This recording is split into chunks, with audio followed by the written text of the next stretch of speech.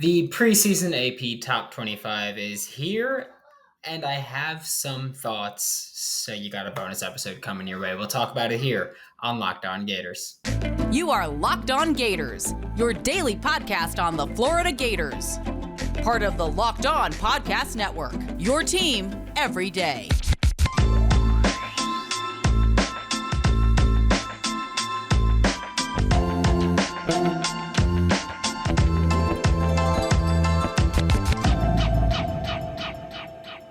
Hello, welcome back to this bonus episode of Locked On Gators coming out this Monday evening. So we're doing that because earlier today, the AP preseason top 25 came out. I want to talk about it, but I already have tomorrow's episode planned and I'm not changing it. I don't want to wait days to talk about it. So we're getting into it. I'm Brandon Olson. Find me on Twitter with WNS_Brandon. Find my written work with Whole Nine Sports and written work with Giants Country and all that fun stuff.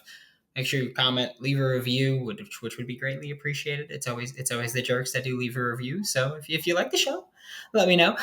But just getting into today's content, the AP Top 25 came out, like I said, and we'll take a look at more specific things and my thoughts on the overall Top 25, which we'll leave it at that. But Florida was unranked, which is unsurprising. I know that they did get 17 votes, setting them at unranked, but they got the 37th most votes.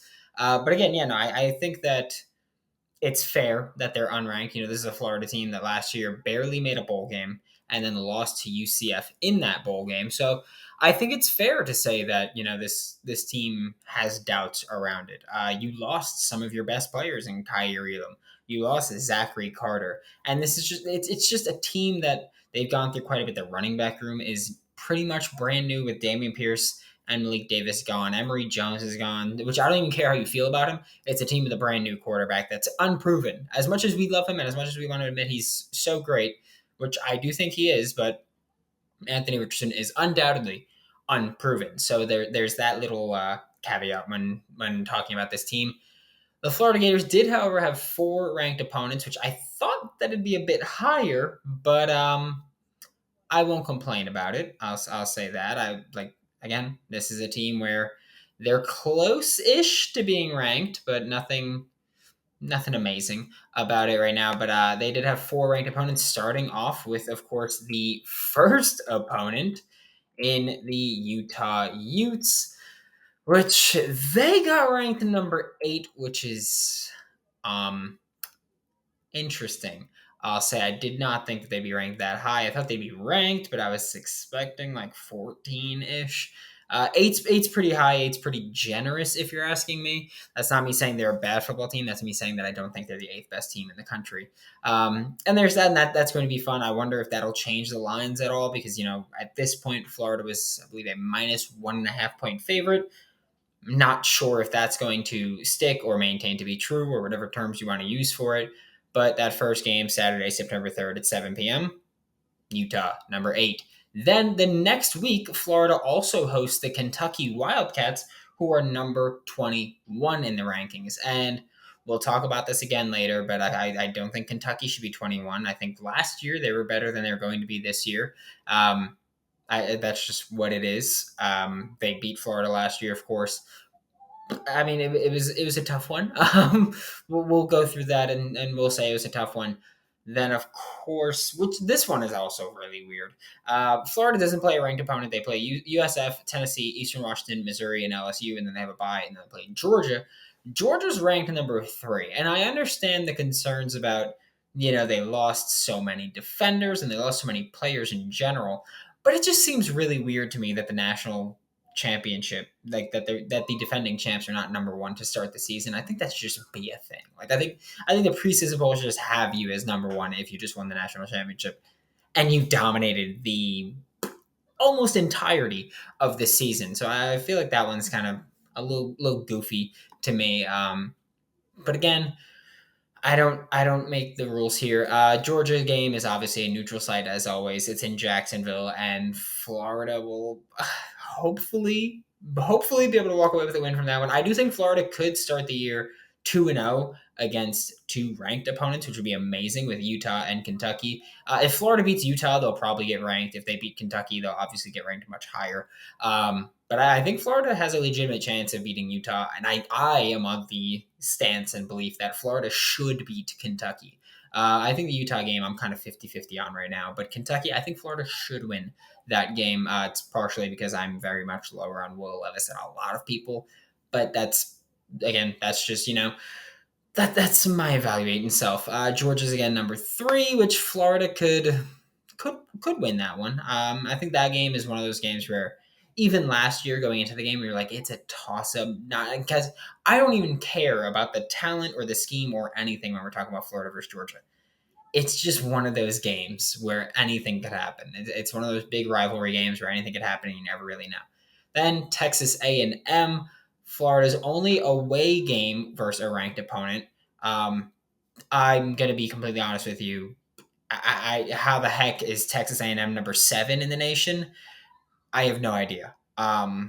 That's just absurd to me that Texas A&M is thought of as number 7 in the nation. Florida has 4 games against ranked opponents. They're both back-to-backs with Utah and Kentucky to start the year, and then 5 games later, a bye week, and then Georgia and TAMU right after the bye week. I think that the schedule is not super tough in terms of just those 4 games. I think it's like it could have been worse. Because you've got Kentucky, who's number 21. You've got Texas A&M, who shouldn't be number 7. So you got a few teams that are kind of misranked there, we'll say. But clearly a lot of these rankings are just, they were good last year. They're popular right now. They have a really good quarterback, and we're going to put some stock in that guy, that he's going to be able to lead this team, which isn't always the case, but, it's what it is. But we're about to take a look at some teams where they missed, whether they were too high or too low. But first, we're going to get a quick word from LinkedIn, because as the sun comes out and small businesses are back in business, LinkedIn Jobs makes it easy to grow your team. LinkedIn Jobs helps you find people that you want to interview faster and for free. If you've never used LinkedIn Jobs before, I highly, highly, highly recommend it. With simple tools like screening questions, it makes it easy for you to focus on candidates with just the right skills and experience, so you can quickly prioritize who you'd like to interview and hire. It's why small businesses rate LinkedIn Jobs number 1 in delivering quality hires versus leading competitors. LinkedIn Jobs helps you find the candidates that you want to talk to faster, and nearly 40 million job seekers visit LinkedIn every week. So you can post your job for free at linkedin.com/lockedoncollege. That's linkedin.com/lockedoncollege to post your job for free. Terms and conditions apply.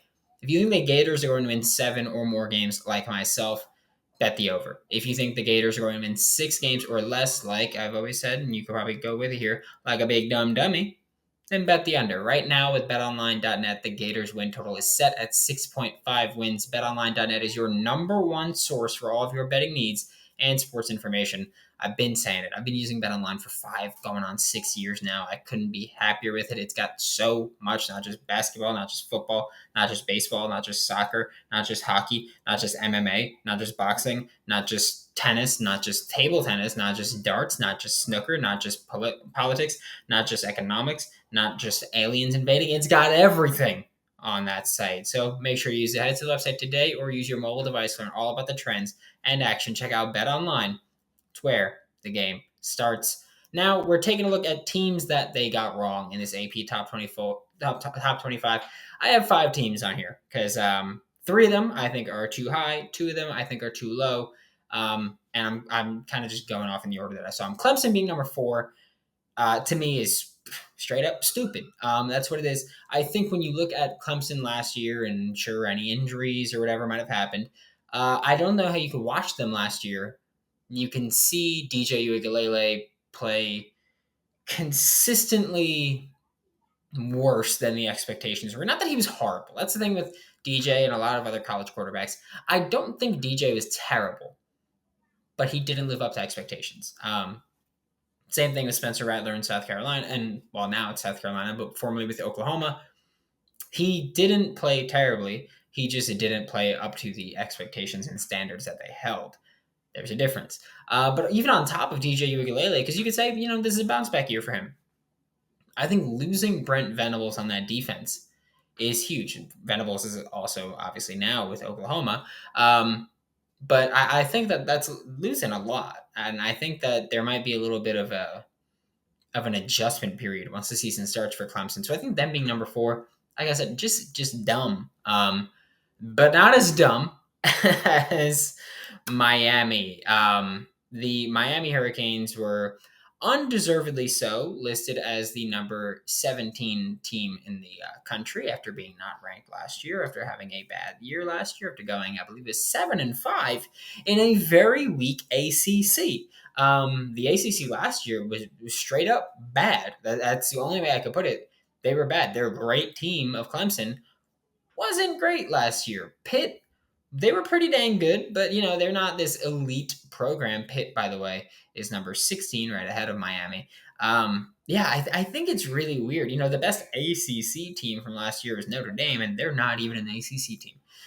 So I think that's just like it's weird that I felt they felt as if they needed to put Clemson in there and they needed to give Miami a bump.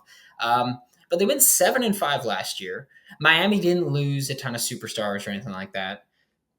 They also didn't add a ton of superstars. Yes, Tyler Van Dyke is a good quarterback. I'm not taking that away from him. But I think this is one of those situations where it's everything for Miami getting ranked this high. It's getting a brand name in there. It's going with they got a good quarterback. They're going to do that. They're a popular team right now.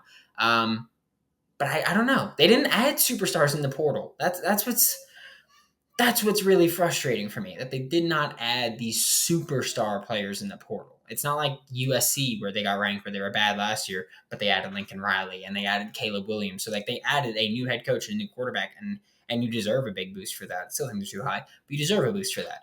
Ole Miss should be higher than 24 easily. I think whoever they start at QB mixed with their running back room, I mean, and just the schemes that they can throw out there and put together, I think it's silly to not think that they're going to be a good football team this year. Baylor should also be higher. I will always, always, always have faith in that coaching staff in doing what they can do to make this team as good as possible. I think last year they were good. I think this year they're going to be good as well. So I just think Baylor's one of those teams. And Baylor's not low, by the way. Baylor's number 10. I just think they should be higher. They should be like 6, 7, in that range. Texas being on there at all is a joke. Sark giving his own Texas Longhorns a first place vote is a joke, and he should automatically be stripped of his right to vote again in the future. Because if you're going to come out and you're going to do something stupid like that, then your whole poll should be thrown out. Because it wouldn't shock me if you had like Oklahoma.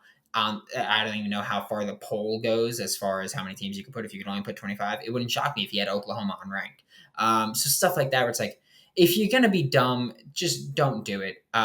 They're a joke. They're a joke of a program, and they just made themselves look even stupider. So good job, Sark. You're already doing your job with. You're already doing your job with Texas. So great for you. Thanks for making Locked On Gators your first listen of the day every day. This was a bonus episode. We'll be back tomorrow talking about practice with the practice. You talking about practice? Yeah, we're talking about practice. Make your second listen Locked On SEC, hosted by Chris Gordy of Sports 790. Best coverage, best conference, including the best university, the University of Florida. For Locked On Gators, I'm Brandon Olson. Don't forget to follow me on Twitter at WNS_Brandon. Find all my written work with Whole Nine Sports and GiantsCountryFSI.com, and I'll see you all tomorrow.